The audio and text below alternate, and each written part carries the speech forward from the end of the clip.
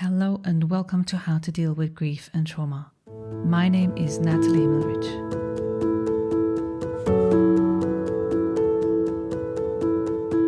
Today on the podcast I'm speaking with Ana Vick about the trauma of stillbirth and pregnancy loss.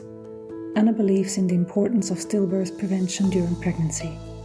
Having experienced the trauma of pregnancy loss multiple times and finding out about Owen's reason for death helped her move from self-blame and shame and gave her some sort of closure. This allowed Ana to turn her story into meaningful advocacy to support others not having to experience what she had. No, I deeply feel like, number one, I just want to tell everyone you're still a parent, no matter what happened. And that's one thing that has given me freedom, is knowing I'm still Owen's mother and I always will be. And it's different and it's sad and it's hard, but it's still beautiful and I still love him. About this week's guest. Ana Vick is a maternal health advocate and stillbirth rights activist who grew up in the Bay Area and is a recent North Carolina transplant.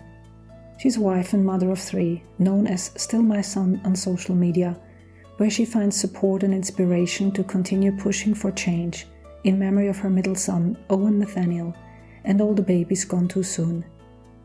Owen was unexpectedly born still at almost 32 weeks of a perfect textbook pregnancy by a crash C-section. She also suffered miscarriages before and after Owen's death, so she's no stranger to the trauma of pregnancy loss. Although she would rather have her son in her arms, she proudly parents Owen through her activism and role as co-director of communications for Push for Empowered Pregnancy, a stillbirth prevention non-for-profit she helped found with other bereaved families in 2021. As part of the Count the Kicks Influence Advisory Board, she leads targeted efforts to outreach to Spanish-speaking communities because every parent deserves to know how to protect their baby through fetal movement education. She's the social media lead for the Shine for Autumn Act, which is a bill she hopes to be passed soon for the US to start making systematic change to prevent stillbirth. In addition, Ana is helping to spread womb wisdom through her new educational platform, Sacred Birth Circle, where she interviews maternal health experts and birthing parents to help families be better informed for their pregnancy and birth journeys. She will always wish her family could be complete, but she's thankful she can keep her son's memory alive while saving babies in his honor. Make sure to check out Ana's links that you can find in the show notes, and I hope you enjoy today's episode. So welcome, Ana. Thank you so much for being a guest on the podcast. How are you today? I'm well. Thank you for having me. Well, it's a pleasure to have you. And I was just thinking before about how I got to know you, or how you became part of my radar in the field of dealing with trauma and loss. And I shared with you that the way I actually choose my podcast guest is with intuition. And what my aim is to bring hope to people, for them who are earlier on in their loss and trauma journey, to get an idea of how do people survive this? How do people deal with whatever they have been given? And so the way you have been sharing and the advocacy that you live in your life has inspired me. So I was just really curious to find out more.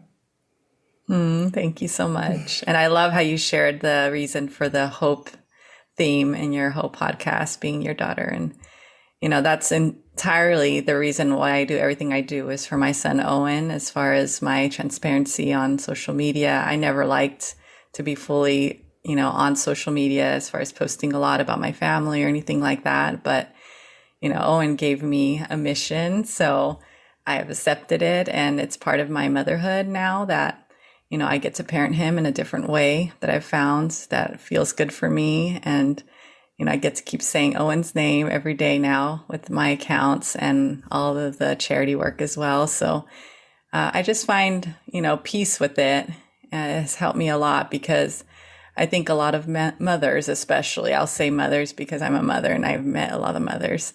We feel just this sense of like, we have to keep our babies' name alive and their memory alive. And we don't want them to be just gone with the death, basically. So it's really helped me, because there was a stage in my grief where I was feeling really like nobody asked about Owen anymore. They stopped mentioning him. They stopped checking on me. And, this might have been even 2 years after the loss. And I started to feel, very dark, very alone and shut down. And like, basically, I didn't know what to do because I didn't even know what else to say myself about him. He didn't live a full life. He was a baby that died in the womb. So I didn't have like stories to tell, like some people might about their loved one that passed away. And then I started getting to advocacy and I started to find, kind of this mission to save other babies in his honor. And that kind of created this opening, of my voice of being able to share him again. And it just made me so proud, to be his mom and to know that every time I spoke about him, it was, helping somebody, not just for my own purpose of, wanting to talk about him, but I knew that he was making a difference. So why don't we start with you giving the listener a bit of an idea of how grief and trauma has become a topic in your life so that we get an idea? So it's very interesting because I think I always had a really comfortable life. I didn't have a lot of loss in my life early on. And even when I was younger, I used to think like, what is going to be my purpose? What am I going to help people with? I don't feel like compelled in a certain direction. I don't know, like I haven't suffered a lot. Thankfully, all my family members, they got to be pretty old. My grandma passed at like 94, so I had a long time with her. And so Owen was my first, extreme experience with grief and, a traumatic loss because I was pregnant with another baby prior. So I did have a miscarriage before Owen. And it did hit me, but it was a little bit different because it was very medicalized. It was kind of told to me in a way where like, just a few cells, it will pass and then you can get pregnant again. And so like my brain kind of rationalized it a little bit more where, I just understood that it was genetic probably. So there was nothing that could have been done. And it was early. It was like 8 weeks, right away. So I was grieving the loss of that pregnancy and that baby that could have been. But I recovered quickly, I would say, as far as the grief journey with that. Then I was pregnant with Owen, perfect textbook pregnancy. It was my second now. Well, I guess it could be my third if you count the miscarriage there. So my first daughter, Naomi, was born healthy and, pretty good pregnancy with her as well. But she was breached, so I had C-section, but that was the only concern with her pregnancy. So now I was with this next pregnancy, and I think all of us kind of assumed that it was just going to go to the end, nothing was going to go wrong. I was healthy. He was healthy. I was working for a long time. And then at the end, I started to get kind of weak and I felt very faint. And I told my doctor and he just said, well, it's probably the iron level. Just take a little bit more iron and you'll be fine. But I still felt it. And so I ended up quitting my job because I didn't want to commute anymore for an hour and felt like really unsafe with that. How long was that? Like, how long were you feeling that weak or faint? It was actually like the last couple months of the pregnancy. Okay. So it could have been a sign of something and I just didn't know that. Okay. And I assumed because I was also taking care of a toddler, working, running around, like, and I'm a little bit older with the pregnancy, maybe that had something to do with it. But I do think it has something to do with the stillbirth now that I, know all the things I know. So I was just home with her and I was kind of going overboard as like, she's not going to be the only child anymore. I have to do all these things with her. And I had the guilt of being a working mother and having always left her a lot. So, I was doing so much the last day and I didn't pay attention to the movement, which my doctor never told me about. So that's why I'm a count the kicks enthusiast, because I think every parent should know about that, even if your baby and you are perfectly normal, healthy pregnancy. So I didn't do that sort of thing. And then I remember that night getting home very late, just feeling the change, that there was something different because he was always so active, like a very, moving baby. So that's why I also didn't know about kick counting, because I thought kick counting was this thing about, you only need a certain amount of kicks in an hour, but that's incorrect. It should be different for every baby. And I was never given that information. So I just thought my baby is super active. I don't need to count kicks because he gets, 10 kicks in a second, So I basically did notice though, because it almost felt like limp in my stomach. You know, it wasn't hot. Like he had no energy, obviously. So I just started freaking out, and I was like counting kicks again, like in the middle of the night, trying to eat something sugary, trying to figure out, is he okay? And like, I just had that intuition and like the red flags. And I was like, oh my gosh, I need to go in. And it was almost midnight. And I told my husband to stay home with our daughter. I rushed in there by myself, crying, you know, already worried. I don't know that I knew that he was dying. I didn't, you know about stillbirth at the time. So in my mind, I was just like, something's very wrong, but I thought he would survive whatever it was. So I go in there, and then, you know, everyone's trying to make you feel better. Like, oh, it's okay. We'll get you checked in, and then you'll be looked at, and you can go back home, you know. So I was, you know, by myself, having him checked on. Finally, we both heard the heartbeat because we were on speakerphone, and we were relieved. We thought, okay, yeah, just a really weird panic that I was having. Then they didn't say anything to me at all that there was a low heartbeat though, and it was already low when I got there. So my husband stayed home still. And then as soon as they had this ultrasound tech was checking me, and she didn't communicate either. She didn't tell me anything was like wrong or she was looking for anything. And I was just kind of concerned because she was so quiet. So I said, is he still a boy? Like, just trying to lighten the mood, you know? And she's just like, oh, that's not what we check for when I do these things, in a very dry, like manner. And I was like, okay, I won't ask any more questions. You know, I'll just let this woman do her job. And so I'm just laying there, and I kind of was still afraid because, I mean, no one told me he was okay really yet. And they were like, we're just waiting for the doctor to get here. And so when he finally got there, he asked about the heartbeat. It was very low again, even lower. And he said, okay, we're taking the baby out. And I'm like, what? You know? So my son was not even 32 weeks yet. So for me, in my mind, I'm like, he's too young. He's a preemie. Like, his lungs are not fully developed. He shouldn't be coming out, you know? And I was worried about that. But he said, this is the only way, you know, that he can be safe. We don't know what's happening in there. And they were going to put me under, which I didn't know. They were like rushing me, just pushing me out. And I actually asked to talk to my husband. I was like, he's not even here. My husband's not here for the birth of our son, you know? And they're like, well, you can call, but he may not make it here in time. So I did call, and he was like, well, don't worry, honey, I'll be there as soon as I can. And he got a friend to come watch my daughter, and he raced over there.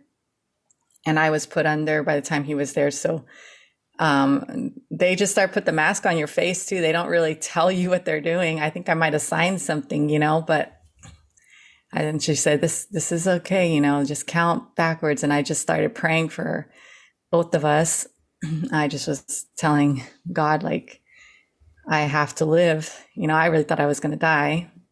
With a crash C-section, it could be very dangerous. So I was just like, I have to. Is the sound wrong? Yeah, the sound is good, but I can I can tell in myself, because I resonate with what you're saying, and the story and the way that I follow you through that journey seems to me that already by that stage, and because I feel in my body there's this level of shock, because that's traumatic to be not guided through what happens. And, you know, the definition of trauma is too fast, too much to handle. Quite simple. So the physical body, the mind, the spiritual, the emotional, cannot actually absorb what's going on. And so listening to you, I can feel like in myself, oh my God, this is like a almost speechlessness as to the way that you have been treated or not supported through that. So I want to just recognize and honor that as well.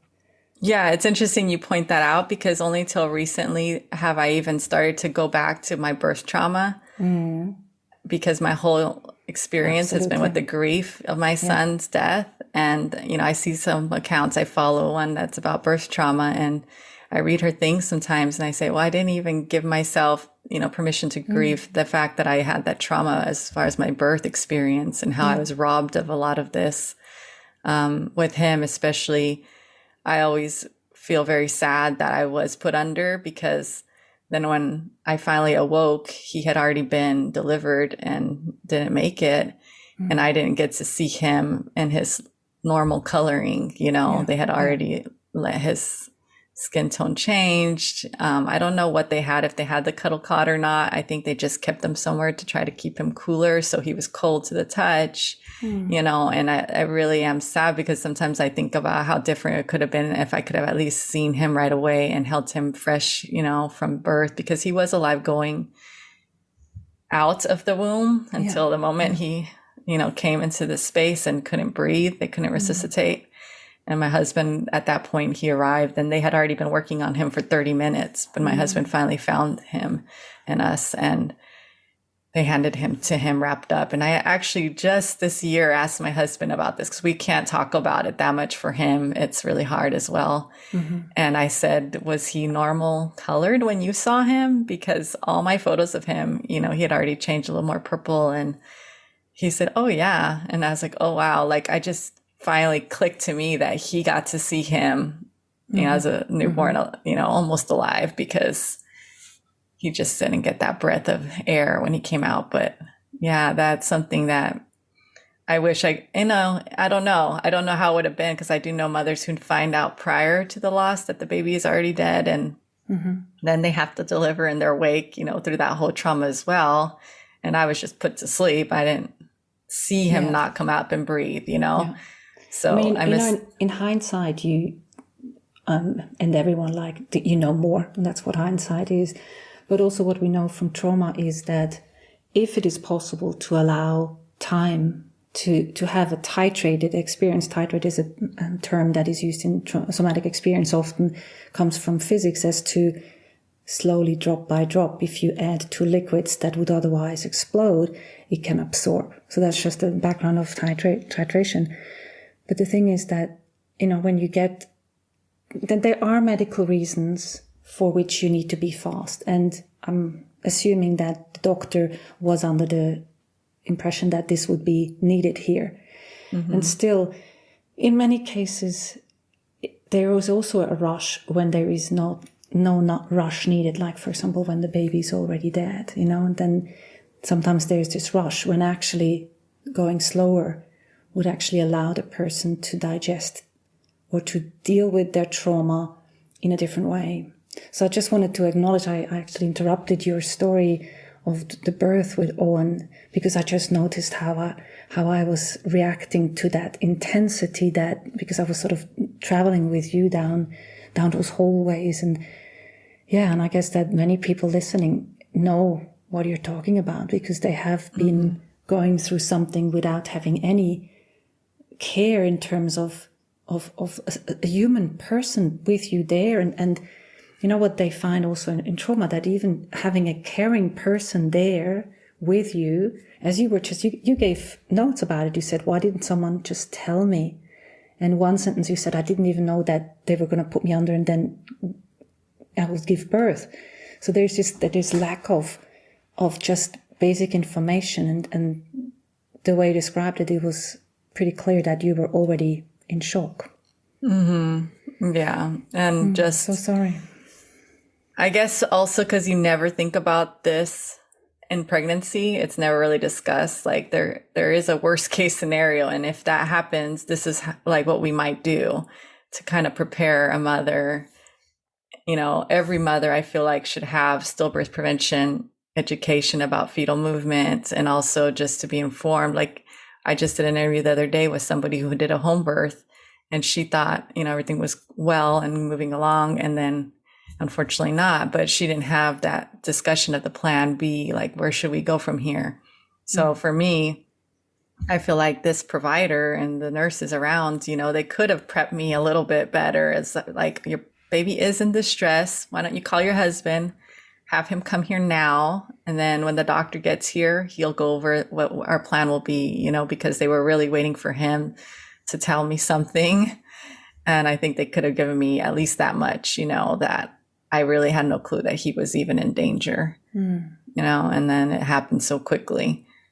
And I was put under. I was just praying for my life. I was like, I need to be here for my husband and my daughter. And I said, Lord, please protect my son. And I start to say his name, which at the time it was Jackson Nathaniel. But it's just this weird moment where I felt like I heard a voice say Owen Nathaniel as I was praying it. And then I fell asleep. And then when I woke up, that's when the fuzziness of the anesthesia was around still, and I couldn't hardly see. Everything was dark, and they brought the doctor in to tell me the sad news with my husband next to me there. And I could already tell something had gone wrong, but I just thought he would be in the NICU or something. And they said he died, and it's just that out of body moments, just wailing like a wounded animal is what I say, because the sound out of my voice was not human to me. It wasn't even like, I didn't feel like it was me screaming and everything and crying, but it's just an unbelief. Like, I cannot believe that my son died, especially after the whole pregnancy being so perfect. And that was never a thought, that he could just die out of nowhere. And, the doctor was with us. He cried and we were all crying, and I just wanted to know why. And, they're not prepared to tell you why in that moment. They haven't done anything as far as investigating the death. So I feel like they should be more prepared to respond, though. And he just told me sometimes healthy babies just die. We don't know what happened, and I was like, this is not helping me at all. First of all, like, I need to know why my son died, and just happening, that's not good enough, And then second, like, as a person who may want more children, that's really traumatizing too, to think, oh, great, now anytime I'm pregnant, I'm going to think this baby's just going to die because that just happens. And apparently the doctors have never told me that before, but now they're admitting to it, Like, oh my gosh, you could have a more tactful way of presenting that, unfortunately your son died. We don't know why yet. We will help you, something. So I felt, like, this was just horrible. And my husband too, and he had to relive this with me because he had already gone through it, being there when they called time of death and being handed his son, and he was by himself. So I feel, very bad that I wasn't there to support him either, because I was asleep. So we all have the trauma, but it's a little bit different for both of us. Yeah. And he definitely has, extreme PTSD as well, because we have living children, and it's just so hard to just feel safe and feel like it's not going to happen again, or that, the worst can't happen, because until this point, like I was saying, I really felt like my life was so great. Like, well, what's going on here? Like, I know a lot of people suffer so much, and my life had been fine. And then all of a sudden, this like trap door opened, and I fell through, and I'm like, oh, wow, this is the reality. This is happening to us, and it can happen to anybody. Doesn't matter if you're a good person, whatever that you think, just changed everything for us forever, and that's why the recovery from that is really hard, because then you're forced to live in a world where nothing feels safe. And I think you make an important point there about post-traumatic stress. I actually just spoke this morning about the nervous system, and that when trauma happens and when it hasn't had time or support to be really, so trauma lives in the body, and if that hasn't really been supported in a way to integrate it, then it has an ongoing effect on the nervous system to be always a bit easier activated, or to just have a general higher activation base level. And that description that you had about your husband being more anxious in general is that description of the nervous system just not being so resilient as it was before, because there's this level of trauma that is sort of hypervigilance that is there. Where's the next shoe going to drop, and what's going to happen next? Because healthy baby could just die. Sorry, we don't know. And still, Anna, in what you're sharing, I can see that something happened in those years that you, in yourself, learned how to deal with that grief and loss. Can you share a little bit how and what happened that this was possible? Well, I think everyone handles this all differently, but for me, immediately, obviously, the pain was so intense, and the only reason I could get up from it was my daughter. I had another daughter to take care of, and I just felt like I couldn't take away her mother as much as she already just lost her brother, like I had to continue to be the parent that I was before, which, I liked to do everything for her. I was very involved. I did all these big parties, I was just into all the details with her. And I just didn't want to disappear from her in that way, like where I knew like I was crying so much. A lot of times I tried to just do it in my private space, but she would come in the room and she would just sit there on the rocking chair beside me and watch me and just kind of hang out. And she was about 3. So she really didn't understand fully what had happened, but she just like got me out of it. Like she would come to my face and hold my cheeks and just smile at me and make me smile, as much as I was just, really crying the moment before. I had to smile looking at her face. And then, slowly but surely, like I had to go to her preschool to tell people what had happened and, go to this grocery store, get the food for the family and, all those moments that are so hard for you as a griever to get through, because now you see everyone around you just doesn't know it happened to you and you're just by yourself in your mind, reliving the loss. So those like everyday moments kind of make you kind of chug along, I guess, even though it's not like out of a feeling like you're not feeling resilient. You don't really feel strong, but you have to do things, and then, really for me, it didn't really change to a feeling of like that I had a strength of any kind until I would even give it like the last 2 years. So I've lost Owen 7 years ago. And then the last couple of years, that's when we started Push for Empowered Pregnancy, the charity that I'm involved with the most. And when we got together to do that, at that time as well, I started looking into what caused my son's death again, because I was so active in spreading awareness, talking about prevention, telling people you should find answers, you should use a pathologist, it really will help you. And then I'm like, why didn't I do that? Because I didn't know about it at the time, but now I know about it. So maybe I should look into what caused my son's death. So I finally did that and I got some answer, which gave me a little bit more of a closure for like why my son died. So now I know that there was cord compressions that happened in the final days. And something that would be probably very hard to detect happening. But I do feel like knowing about fetal movement and maybe being more like kick counting daily, I might have seen, a decrease.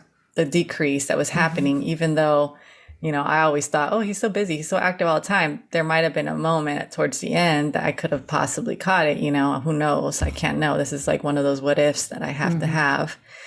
So I talk about that a lot in my advocacy, but that moment, finding the cause changed the way I looked at it, because I think until then I did carry like a lot of self, guilt and feeling like it might have been something I did. And, I didn't know what it was. I didn't feel like I could really share my story either because I didn't have that piece of the puzzle. So, I could tell people my son died, but I couldn't tell them why. And I couldn't tell them how can they not have this happen, which is more important to me to help prevent it for other people. So now that I found the cause, then I was like, okay, so now I know what to do. I'm going to tell everybody about kick counting.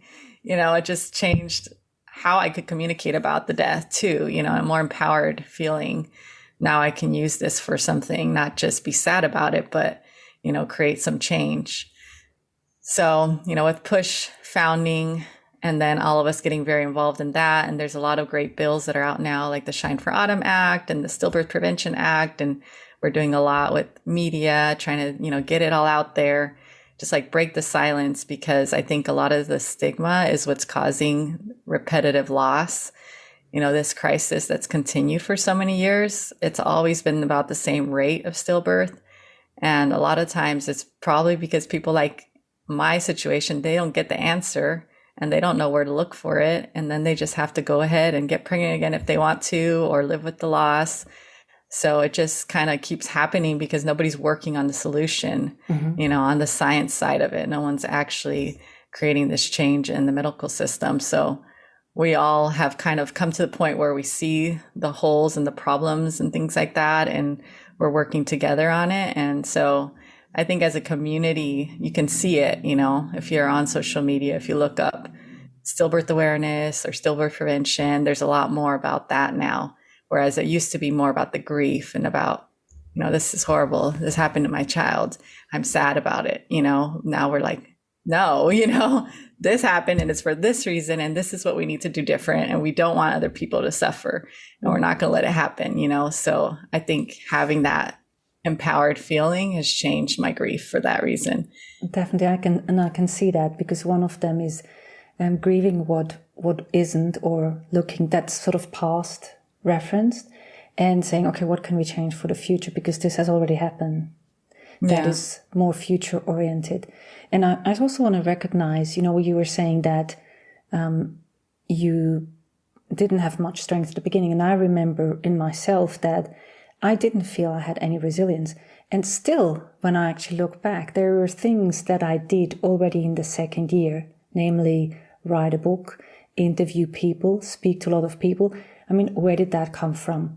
And how did I do that? I just did one thing at a time.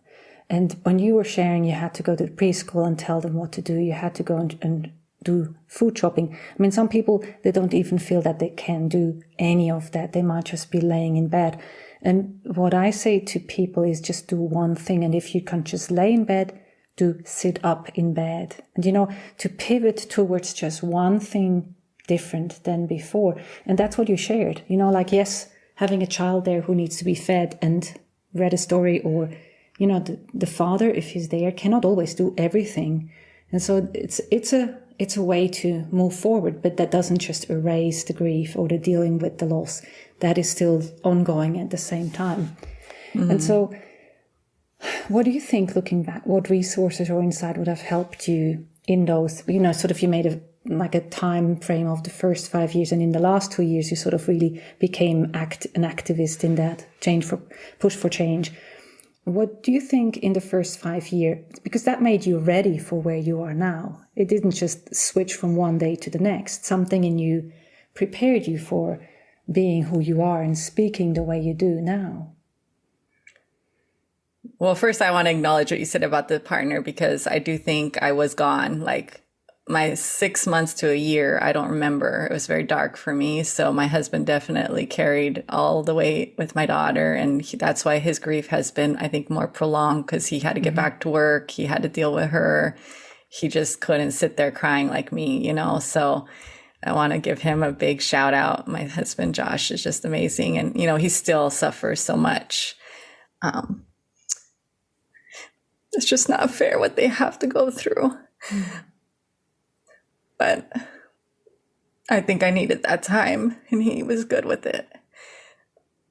And I did do, therapy for that first year. So I found somebody who had a PhD. She didn't know anything about baby loss, I don't think, but she was really great remembering Owen. Every time I came in, she used his name. She reflected on what I'd said last time. She gave me space. She acknowledged the loss being, what it was to me, even though some people like to diminish it because it was a pregnancy loss in their mind. But, I birthed him, and he would have been here if it had all gone well. So for me, she was a good fit. And she did help me get disability pay for a whole year, which was very helpful. So I didn't go back to work. So really, I focused heavily on just finding how I can live, I know immediately, I think it's like I needed to know why he died. So I was in the medical world right away. I looked at the paperwork every night, on my phone, even when my husband was asleep, till the wee hours of the morning, as long as I could, researching each term, because nobody helped us. And I needed to know why he died. I just couldn't live with that part. So I did work with another charity right away, just trying to donate money, trying to do walks. I think I always knew that I just wanted to save a baby if I couldn't save my own. And that helped me a lot. But I didn't really feel a sense of I knew how to do that yet, because like I said, I didn't know why my son died. So I didn't even know about Count the Kicks yet until recent, last few years. I've started to get involved with them, and I really love that program. I think it's wonderful. They're also teaching providers, not just mothers, because that's part of the problem is the providers don't tell you, and they also don't always react to a mother who comes in with concerns. They may not take it seriously enough. They might not do the proper steps on their end to really check on the baby, and then the baby might still die. So they're really doing a good job going state by state. And we hope with the Stillbirth Prevention Act being passed, hopefully this year, that it can be done in every state across the country, because that funding already exists. It's just not saying stillbirth in the wording of this funding. So we're really pushing for that to be included now. And hopefully everyone would know about fetal movement, how to kick count, and, have the doctors know what to do. Because, it's not enough to say, like, there are different reasons why it happens, but I do think fetal movement is the first sign of distress of the baby.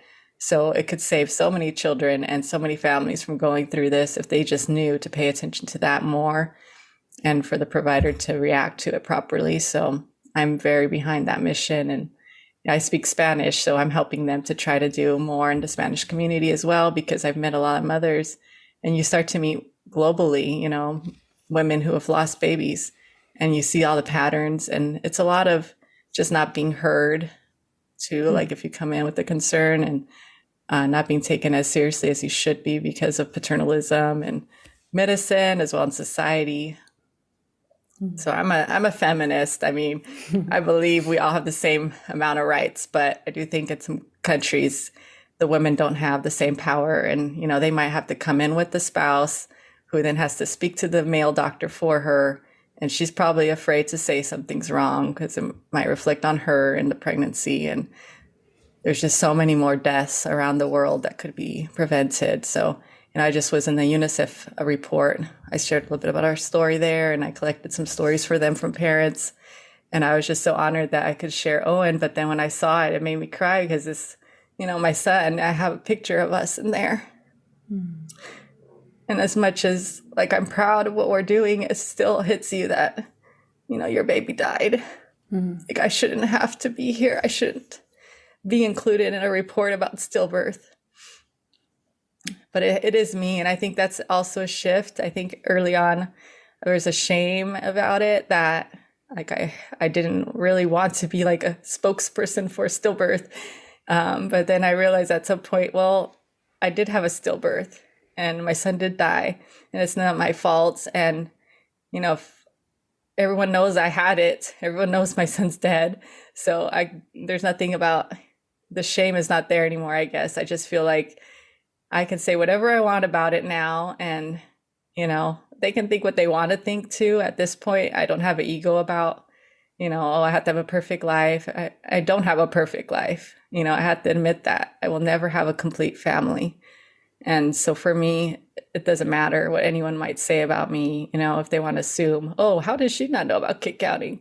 Did she go to college? Oh, I knew about kick counting. Why didn't she, Whatever. I don't care. If I could save somebody else's baby, I will. I'll speak the truth. And I think what I hear from you sharing your story and authentically including or allowing anything to be here, including sensitivity and emotionality, I think that the important thing that I hear is as well the willingness to stand up for other people, to be heard, to encourage them to speak up, to take the time to voice their needs or their concerns and be taken seriously. When I think about one of my recent clients who I've supported now for a year after the loss of her child, it's really something that we can do as people who have experienced the side of being a person who's lost a child, to say, well, okay, medical professionals, she's actually a doctor, medical professionals, they learn only so much. But if they're willing to learn more, it's a potential for other people to feel a little bit more supported. I mean, me and my story of loss, I was actually very lucky the way I was supported. And I was also not prepared for a child loss. Having said that, we had a little bit more time as to say, okay, well, what happens? Because a doctor at 26 weeks said, oh, we should think about palliative care or terminate one baby. But that's another story. But then it's a bit of time to then, okay, well, to stand on your feet and to say, well, hold on, I do not want this doctor to scan my baby ever again.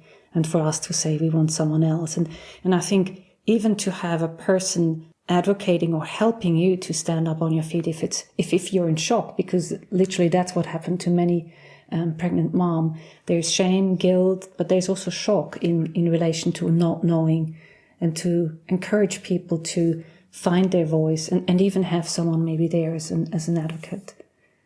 Yeah, I get a lot of messages, and I think it's made me much louder because I get messages where they say, thank you for saying what you said, or being honest about this, or doing that interview, because I can't do it yet, when they just recently lost their child. And I remember myself too, that I would have never said the things I do now. I would have never been as honest, or, really pointed out some flaws in the medical system and things like that. Like I know more now. I've done a lot of research. I've attended all the stillbirth conferences and online, everything I could possibly go to, so that I can know what I'm talking about, and speak not just from experience, but from the research too. So I feel like I can do what some of them can't yet. Exactly. And I really want to, because, we had the big push in Washington, D.C., and it was a great event. It was, our first big push, we called it, because we wanted to put stillbirth out there, and we wanted everyone to focus on stillbirth, because we talk about a lot of other maternal health issues, and that one always gets left out. And I think it's a lot because people don't know that it is preventable in so many cases. And so people just think it's a sad thing, and we're so sorry for these parents, but there's nothing we can do, but that's not true. So the event was really awesome. We had a lot of people pushing their empty strollers, it was very moving and obviously emotional for us. But I got to speak on the stage, which, I just wanted to do it because I knew a lot of the parents there, and I knew that they'd come to see us and, hear what we have to say. And they weren't ready to say certain things, but I was. So I'm like, I will speak for all of you parents that I've been talking to the last few years. And I voiced my rage mostly. If you watch it, I was screaming. 23,000 babies a year are dying, And when you let that sink in, and I said, that one was my son, and I pointed at my little bear. We just started a campaign too for Stillbirth Break the Silence, and we were sharing, started at the beginning of the year, because I wanted to start this year with like a full rage moment. So a lot of us moms who are in that mode right now, we did a video where we had tape over our mouth, and we were holding our baby's picture and, upset, obviously. And then we ripped it off and screamed. And it's with a really good audio of Christina Aguilera's song. It's like very powerful moment, and so that's what we started the year with. And then after that, we each shared a tip or like a reason why our baby died and what we want people to know about it. So there's a lot of those videos if you look that up. So that's kind of how I wanted to start the year, with that intensity and just demanding change and, opening up the fact that these are preventable deaths, many of them.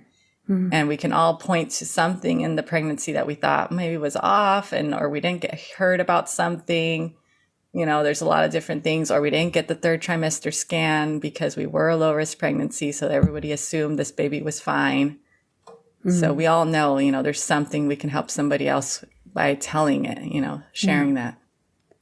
Well, thank you so much for all that you've shared with us. And we'll put all the links in the show notes for people to get more information. Yes, I'm very much involved with everything you could think of for stillbirth prevention. So I will see you at the next conference if you come in there. But no, I deeply feel like, number one, I just want to tell everyone you're still a parent, no matter what happened. And that's one thing that has given me freedom, is knowing I'm still Owen's mother, and I always will be. And it's different, and it's sad, and it's hard, but it's still beautiful, and I still love him. Are you ready for rapid fire question, or shall we? I could be ready. Grieving and trauma means? Grieving and trauma for me is just a reflection of the amount of love you have for someone, and that will never end. So for me, grieving and trauma will be forever, as well as the love. And healing means? Healing is kind of the step for me where I was more in acceptance of what happened, and finding a way to kind of incorporate my son in my life still in a new way that felt like I could honor him and, who I was. I was still his mother. So I found new ways to parent him through what I do. And I think I'm not fully healed, and I never will be because he's not here and I need him, you know? I want my boy. I want to see him growing. And what I have learned about myself in the light of loss and trauma? I've learned how to be more real. So I've just learned to find a strength about, you know, putting myself out there and not worrying about what other people thought about me. Beautiful. What would be one thing you wish people knew about loss and trauma? It's odd because until you're the griever, I think you think there's a timeline, and because there are people who say that, you know, like you will grieve for this long and then you might be angry and then you're going to get through this step, you know, and there's no step and it's definitely not linear. And I don't think there is an end to it.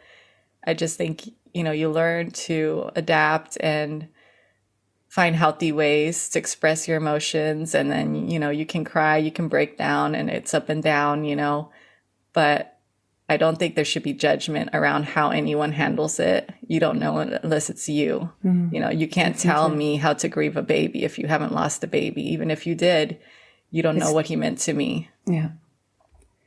And if there was one thing that has changed since your loss and trauma, that has changed you in a way that you wouldn't want to miss it, what would that be? Knowing that what I have to say is important. Because, you know, I think it feels very individual at first. And, you know, I'm so sad I lost my baby. But now I realize it's not only about him or me. You know, it's a bigger picture. And I'm proud to be able to speak for a lot of people when I speak as much as I can. You know, I don't know everyone's experience, but I could say what happened to me, and that could help somebody else out there, you know, in a way that I feel good about it. And, you know, I definitely feel deeply. I've always been a empath, and I just feel everyone's emotions. But I think even more so now I can understand them because I've been at the rock bottom like some people are now. And I could really be there better for people. Well, thank you so much for being so authentic and honest and real about all the sides of your story and how you dealt with the loss in your life and what you made of it. Thank you. I really appreciate you. I appreciate the space. I feel like I don't go into the grief as much because I'm focused on the action and advocacy, and, you know, I'm on a mission and I'm very determined. So I don't go back and revisit the trauma often, as you could tell. It does crack you open, you know, when you go there, but it needs to happen sometimes for the growth. And so thank you for what you're doing here too. I love listening.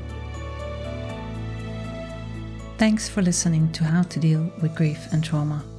If you'd like to be updated on future episodes, please subscribe to my newsletter on nataliehimmelrich.com. If you need grief support, please contact me for a 30 minutes free discovery session. How to Deal with Grief and Trauma is produced and edited by me, Natalie Himmelrich. To support this podcast, please rate, review, and subscribe to or follow the podcast on Apple, Spotify, or wherever you get your podcasts. Thank you. And remember to keep breathing. I promise it will get easier.